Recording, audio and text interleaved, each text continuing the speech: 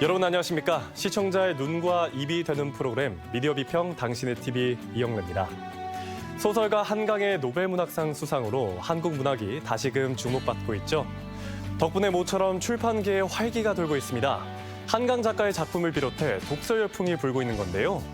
전주 MBC에서는 지난해에 이어 올해도 학생들의 독서율을 높이고 독서를 기반으로 논리적이고 비판적인 사고력 향상을 목적으로 하는 프로그램을 제작했습니다. 바로 독서 토론 한마당 북적북적인데요. 그 첫 방송이 바로 내일입니다. 6주 동안 연속해서 학생들의 뜨거운 토론이 펼쳐질 텐데요. 지역 시청자 여러분의 많은 관심 바랍니다. 미디어 비평 당신의 TV 첫 번째 코너는 시청자의 시선으로 전주 MBC 프로그램을 살펴보는 이달의 시청자위원회 시간입니다. 시청자위원회는 시청자의 권익을 보호하기 위해 각계 전문가 위원들이 월 1회 모여 진행하는 회의입니다. 10월 시청자위원회에서는 전주 MBC 프로그램에 어떤 의견을 제시했는지 그 현장을 만나보겠습니다. 저는 오늘 그 특집 소리의 탄생 시즌2 이야기만 좀 해보겠습니다.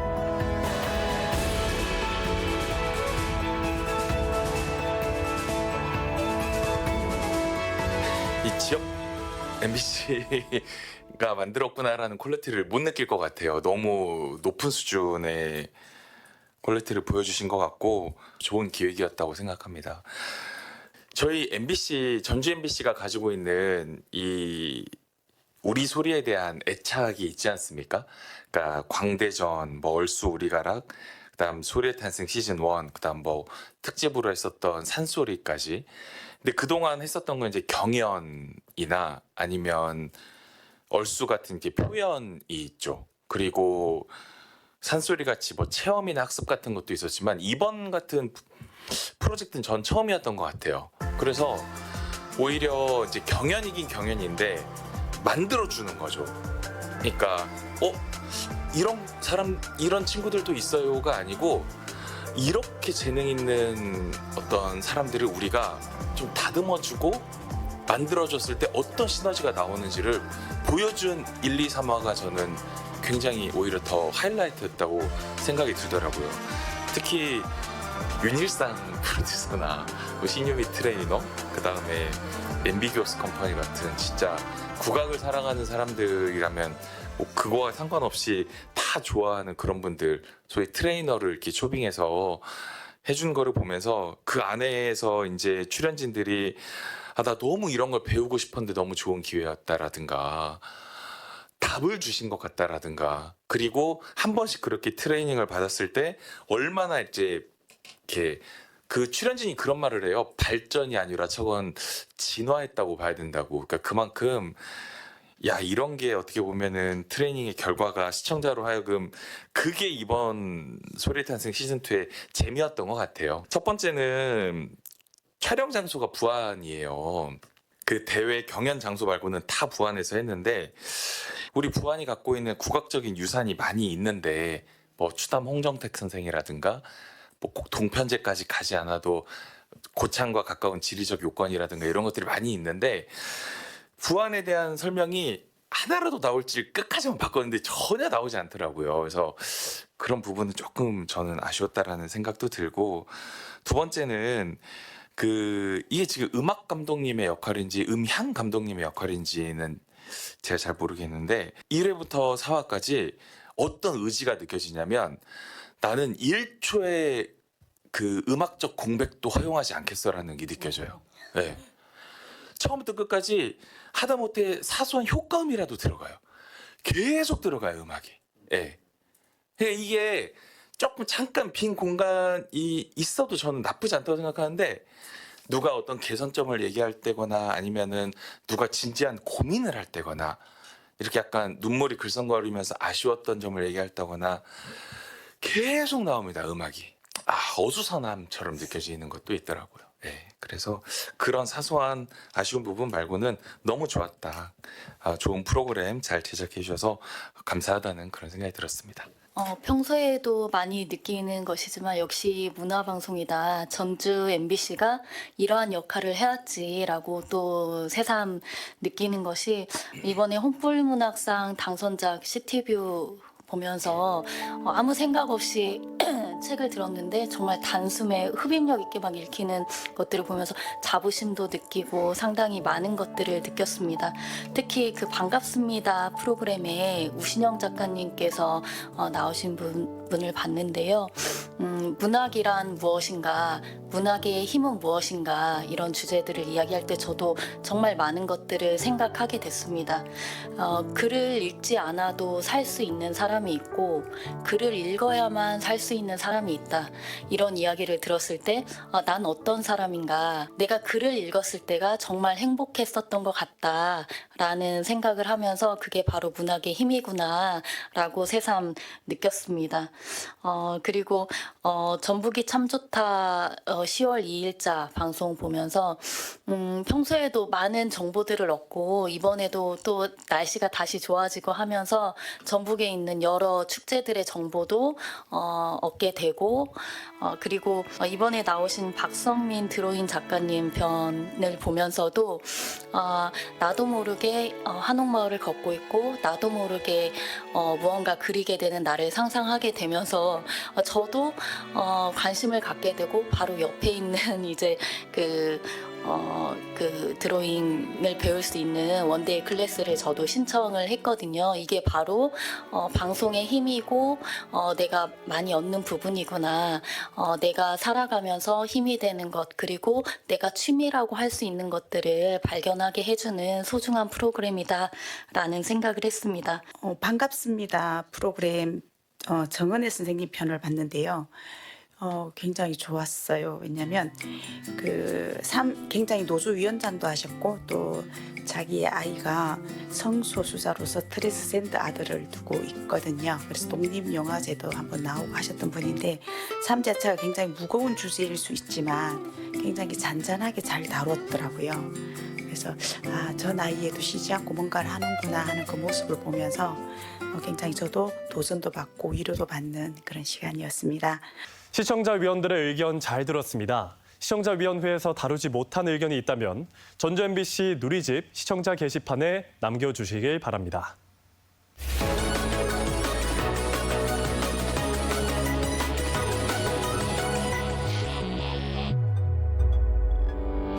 네, 이번에는 전주 MBC 프로그램 가운데 주목할 만한 프로그램을 선정해 집중적으로 분석하는 이달의 프로그램 시간입니다.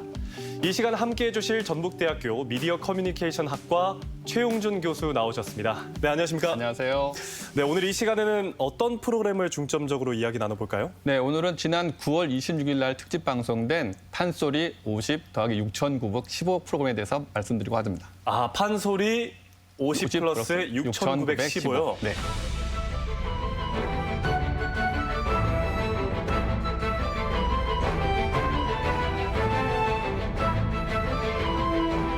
네, 혹시 제목에 대해서 좀 설명해 주시겠습니까? 조금 여러분이 딱 보실 때 어려울 텐데요. 먼저 판소리의 리를 영어 R2로 바꿔서 다시 판소리의 예전의 영광을 다시 회복하자 하는 의미를 담고 있고요.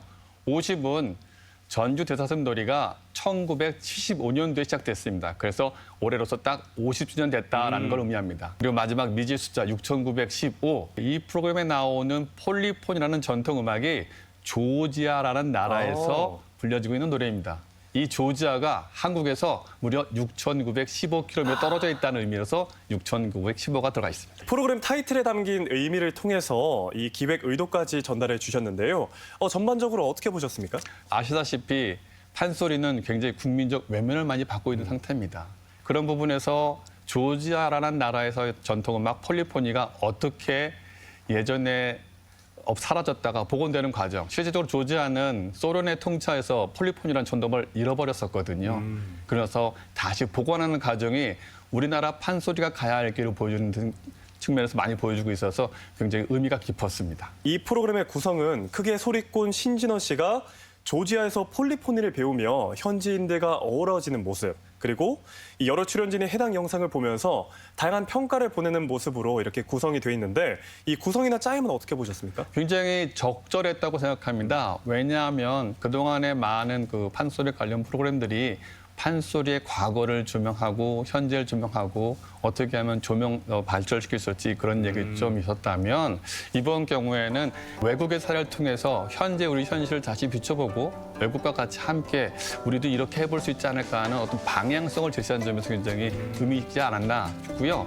그 과정에서 조절한 나라를 가서 소리꾼 신준원 씨가 함께 그들과 호흡하는 것 좋았지만 그 야외 스튜디오에서 우리 명창 왕기창 원상이나 또는 그 소리 유학생 안나가 함께 나와서 음악평론가와 함께 이야기를 주고받는 과정이 굉장히 좋았다고 생각합니다. 이 출연자 중에 신진원 씨와 또 왕기석 명창 두 분은 전주 대사슴놀이와 인연이 깊습니다.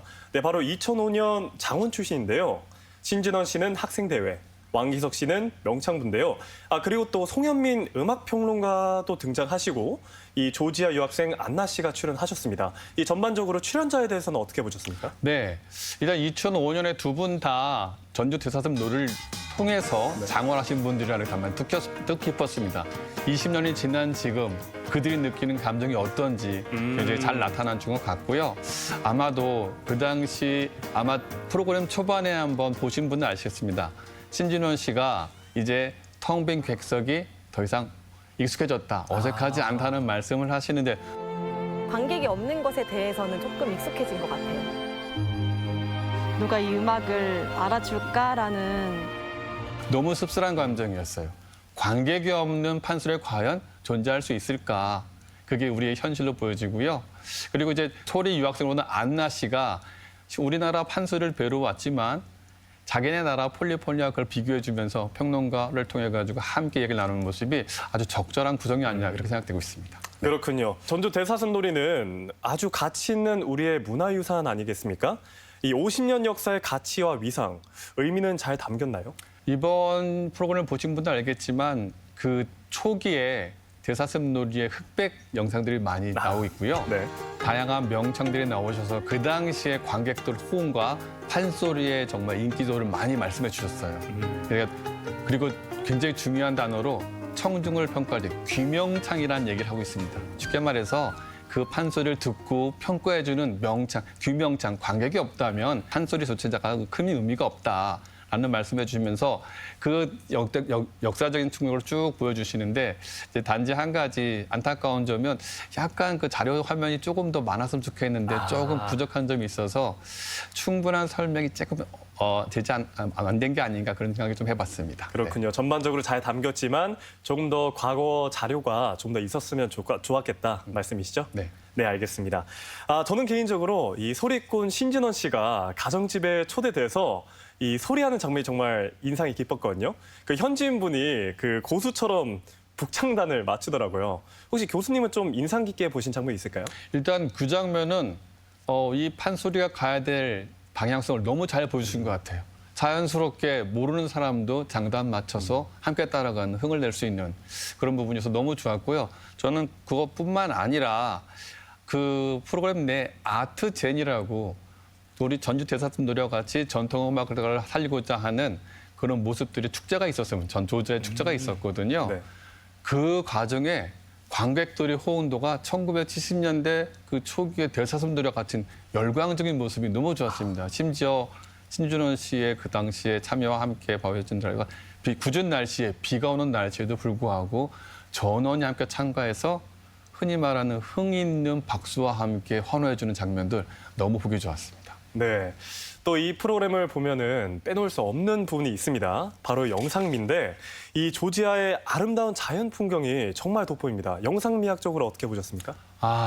저도 그 장면에서 정말 입을 좀 뭐라고 할까요? 딱 벌리고 왔다고 말씀드려야 될까요? 이제 자세히 보시면 그 프로그램의 앞단과 뒷단에 신준원 씨가 자연 풍경 속에서 소리하는 장면이 나오는데요. 신준원 씨가 그 당시 불렀던 노래가 사철가입니다. 그래서 가만히 그 자막을 통해서 그 가사를 음해보면 사시사철의 그런 다양한 이야기들 디테일하게 보여주고 있거든요. 그래서 그 자연 배경과 너무 잘 어울렸고 아쉬운 점이 있다면 혹시라도 기회가 된다면 그 사철가를 자연감과 함께 완곡을 한번 들어보시는 그런 아쉬움이 있었습니다. 네, 알겠습니다.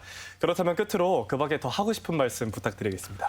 전주 MBC한테 참 고마운 점이 많습니다. 왜냐하면 예전에 광대전도 그렇고 판소리 관련해서는 다양한 많은 특집 프로를 만들어주고 있는데요. 아쉽게도 그 부분들이 조금 주기적으로 조금 많이 계속 좋겠는데 생각날 때 잊어먹을 때쯤에서 한 번씩 나오는 점이 있어서 가능하면 조금 이런 게 더 연중 계획은 아니더라도 좀 기획이 조금 자주 일어났으면 그리고 그 과정에 관객이 더 함께 할 수 있는 판소리 세계, 쉽게 말해 요즘에 그 전통 국악과 현대 국악의 싸움이 좀 많이 있는데 그런 부분도 좀 조명해 주시면 어떨까 그런 생각을 해봤습니다. 네, 오늘 말씀 잘 들었습니다. 지금까지 전북대학교 미디어 커뮤니케이션학과 최용준 교수였습니다. 오늘 말씀 고맙습니다.